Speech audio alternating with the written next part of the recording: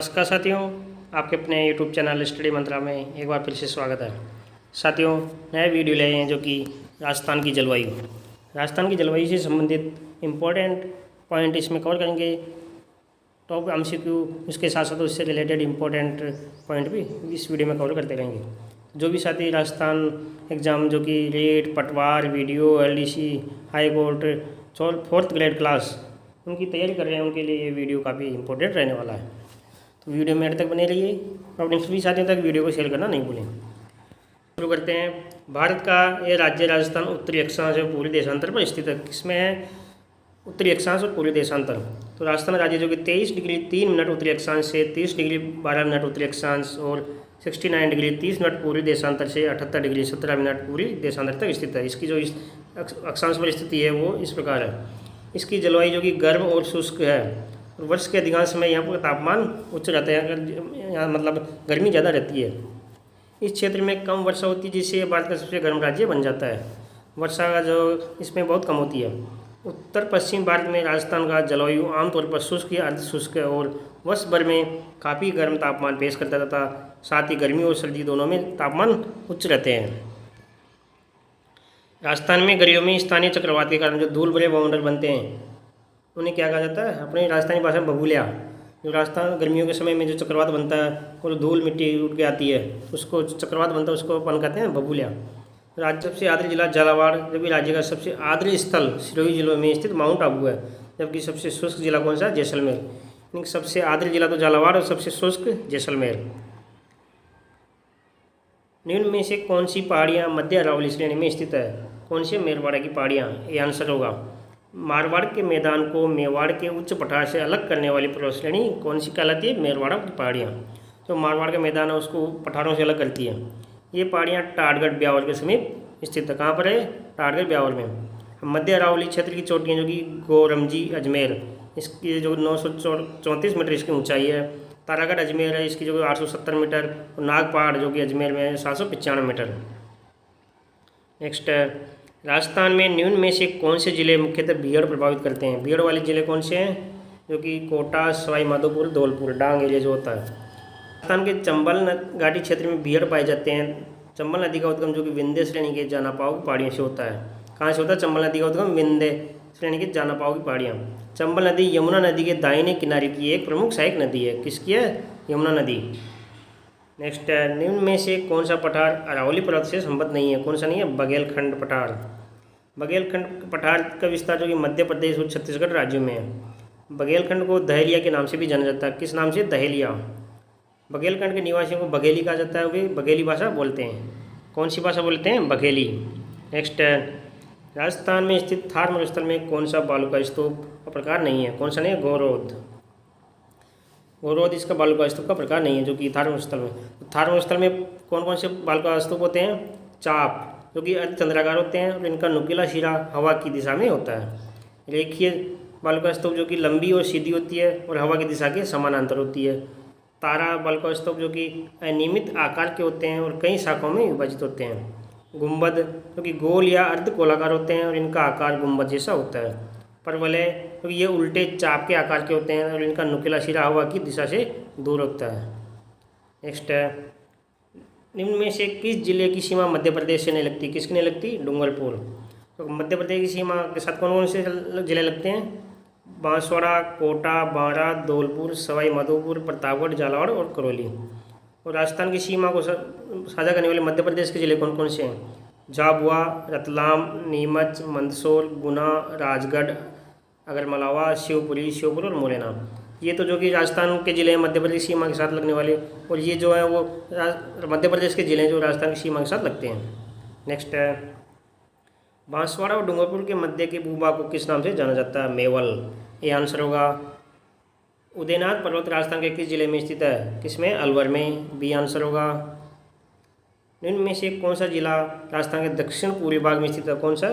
Baran. B answer होगा। Next है, राजस्थान का वह जिला कौन सा है जिसका भौगोलिक व सामाजिक वातावरण, पर्यावरण तथा राजनीतिक सीमा उत्तर प्रदेश और मध्य प्रदेश से मिलती है? धौलपुर। ये आंसर होगा। नेक्स्ट है, बाड़मेर के सिवाना पहाड़ी क्षेत्र में स्थित गोलाकार पहाड़ियाँ क्या कहलाती है? 56 की पहाड़ियाँ और नाकोड़ा पर्वत। तो इसका सी आंसर होगा 1 और 2। नेक्स्ट है कौन सा समूह राजस्थान की पर्वत चोटियों का उनकी ऊंचाई के अनुसार अवरोही क्रम में सही क्रम दर्शाता है? अवरोही क्रम में कौन से? टारगढ़, खो, बिलाली, रोजा, बाकर। सी आंसर होगा। राजस्थान के संलग्न जिले एडजॉइनिंग डिस्ट्रिक्ट कौन कौन से हैं? सिरोही, पाली, नागौर, जो कि साथ पास में है। बी आंसर होगा। राजस्थान के पश्चिम और स्थलीय भाग की चट्टानें किस भूगर्भीय काल की है? जुरासिक और इयोसीन युग की। डी आंसर होगा। रेगिस्तानी क्षेत्र में निम्न कगारों से घिरी प्लाया जिलें क्या कहलाती है? खड़ीन। ये जिलें जो कि राजस्थान के जैसलमेर के उत्तर में बड़ी संख्या में पाई जाती है। कहाँ से पाई जाती है? खड़ीन, राजस्थान के जैसलमेर में। नेक्स्ट है आकलवुड फॉसिल पार्क किस प्राकृतिक भूभाग में स्थित है? यह उत्तर पश्चिमी मरुस्थलीय भाग। आकलवुड फॉसिल पार्क जो कि जैसलमेर से 17 किमी दूर 21 हेक्टेयर में फैला हुआ है। कहाँ पर है? जैसलमेर में। यह भारत का एक राष्ट्रीय भूवैज्ञानिक स्मारक है। नेक्स्ट है राजस्थान सरकार द्वारा वन्य जीव सुरक्षा अधिनियम 1972 कब अपनाया गया था? जो कि 1 सितंबर 1973 को। सी आंसर होगा। भारत सरकार द्वारा वन्य जीव संरक्षण अधिनियम 1972 9 सितंबर 1972 को लागू किया गया और इसे 1 सितंबर 1973 को राजस्थान में से लागू 1 सितंबर 1973 को किया था। राजस्थान का क्षेत्रफल में सबसे छोटा राष्ट्रीय पार्क कौन सा है? केवलादेव राष्ट्रीय पार्क। ये आंसर होगा। केवलादेव जिसे गना पक्षी विहार भी कह जाते हैं, जो 1956 में इसे अभयारण्य घोषित किया गया था और 1981 में इसे राष्ट्रीय उद्यान का दर्जा दिया गया। 1956 में तो अभयारण्य घोषित और 1981 में राष्ट्रीय उद्यान का दर्जा मिला था। 1981 में इसे रामसर साइट घोषित किया गया था। नेक्स्ट है राजस्थान के किस जिले में सर्प उद्यान स्थित है? किसमें? कोटा में। कोटा में, जो कि बंदी रोड स्थित हर्बल पार्क में बनाया जा रहा है। कहाँ बन रहा है ये पार्क? कोटा के बंदी रोड स्थित हर्बल पार्क में। जो भारत का पहला सर्प उद्यान चेन्नई में है और जिसकी स्थापना 1972 में हुई थी। यानी कि भारत का पहला सर्प उद्यान तो चेन्नई में जो 1972 में बना और राजस्थान का पहला सर्प उद्यान है जो कोटा में बन रहा है। राजस्थान का पहला साइंस पार्क कहाँ स्थित है? जो कि जयपुर में। डी आंसर होगा। नेक्स्ट है राजस्थान का पहला स्पाइस मसाला पार्क जो कि जोधपुर में स्थापित किया गया। स्पाइस पार्क जो देश का दूसरा ऐसा पार्क है जिसका निर्माण जोधपुर के पास मथानिया के रामपुरा पटियान गांव में किया गया है। यह पार्क राजस्थान सरकार द्वारा निःशुल्क उपलब्ध कराई गई 60.07 एकड़ भूमि में स्थापित किया गया है। कहाँ पर है? जोधपुर में। राजस्थान का पहला गिद्ध संरक्षण क्षेत्र कहाँ स्थित है? जो कि जोड़बीड़, बीकानेर। ये आंसर होगा। जोड़बीड़ में एशिया का सबसे बड़ा गिद्ध संरक्षण क्षेत्र है क्योंकि यह मृत पशुओं की डंपिंग साइट है। यह स्थान गिद्धों और अन्य पक्षियों के लिए एक महत्वपूर्ण प्रजनन और आवास क्षेत्र है। ये आंसर होगा। राजस्थान का सबसे बड़ा अभयारण्य कौन सा है? मरु उद्यान। ये आंसर होगा कि मरुभूमि राष्ट्रीय उद्यान जो कि राजस्थान के थार मरुस्थल में अवस्थित है। यह जैसलमेर जिले से 40 किलोमीटर दूर है और उद्यान का कुल क्षेत्रफल कितना है? 3162 वर्ग किलोमीटर। नेक्स्ट है राजस्थान में सर्वाधिक आखेट निषिद्ध क्षेत्र वाला जिला कौन सा है? जोधपुर। बी आंसर होगा। आखेट निषिद्ध क्षेत्र कौन कौन से हैं? आखेट निषिद्ध क्षेत्र का क्षेत्रफल जो कि 26,720 वर्ग किलोमीटर है और कुल राजस्थान में कितने आखेट निषिद्ध? 33। राज्य में सर्वाधिक आखेट निषिद्ध क्षेत्रों वाला जिला सर्वाधिक तो जोधपुर में 7 और क्षेत्रफल की दृष्टि से सबसे बड़ा आखेट निषिद्ध क्षेत्र कहाँ पर है? क्षेत्रफल में कोटसर, सांवतसर, चूरू में और क्षेत्रफल की दृष्टि से सबसे छोटा संथाल सागर, जयपुर में। राजस्थान का सबसे प्राचीन जंतुआलय कौन सा है? जयपुर जंतुआलय। डी आंसर होगा। 1876 में जयपुर के रामनिवास बाग में की गई थी इसकी स्थापना। तो ये राजस्थान और देश का सबसे प्राचीन जंतुआलय है। राजस्थान का सबसे बड़ा जंतुआलय भी यही है, जयपुर जंतुआलय। यह मगरमच्छ एवं घड़ियालों के कृत्रिम प्रजनन केंद्र के रूप में विख्यात है। नेक्स्ट है भारत का प्रथम राष्ट्रीय वनस्पति उद्यान कौन सा है? माचिया सफारी पार्क, जो कि कहाँ पर है? जोधपुर में। जोधपुर जैसलमेर मार्ग पर जोधपुर शहर से 9 किमी दूर माचिया सफारी पार्क स्थित है।